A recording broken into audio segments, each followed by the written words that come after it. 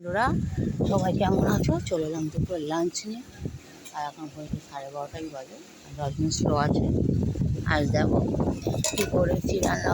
রান্না রান্না সেরকম কিছুই না, এই একটু বেগুনি আলু ভাজা। এই দেখো, একটু বেগুনি আর আলু ভাজা করেছি। আর আজকে করেছি তেঁতুল ডাল করেছি। ওই যে খাবে না, তার আগে থেকে বলে দিচ্ছি এরকম তেঁতুল ডাল করে খাবে না। দেখে এই যে তোমার দাদাভাইয়ের স্বভাবটা দেখেছো তো? হ্যাঁ, এই প্রতিদিন এরকম নাটক করে। রান্নার আগে জিজ্ঞেস করলাম, বলে হ্যাঁ খাবো, বললো খাবো, খাবো বলে, আর এটাও খাবে না। তারপরে এরকম ডিম ভেজে তরকারিটাকে, ডিম ভেজে তরকারিটা দিয়ে দিই। এরকম ডিম ভেজে, এই ডিম ভাজা তরকারিটা আমার খুব পছন্দের জিনিস, ভালো লাগে।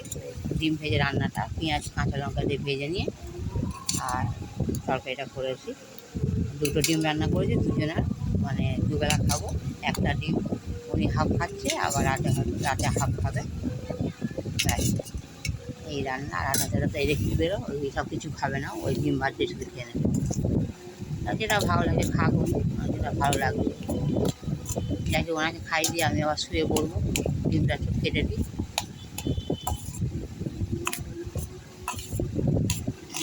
সবটা মেখে দিই, ডিমটা তবে উনি যদি এমনিতে ভাত প্রতিদিনই যেন তখন ভাত নষ্ট করে, পুরো বাচ্চাদের মতন। খেয়ে দেখুক কেমন হয়েছে আজকে দুপুরবেলা। তোমার ঠিক আছে রান্না, যাকে দুপুরবেলা এই রান্না আমাদের।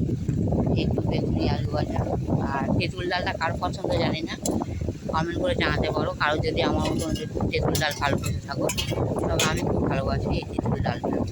তেঁতুল ডাল করে যেন খুব সুন্দর লাগে, টক টক লাগে, মুখে ভালো লাগে খেতে।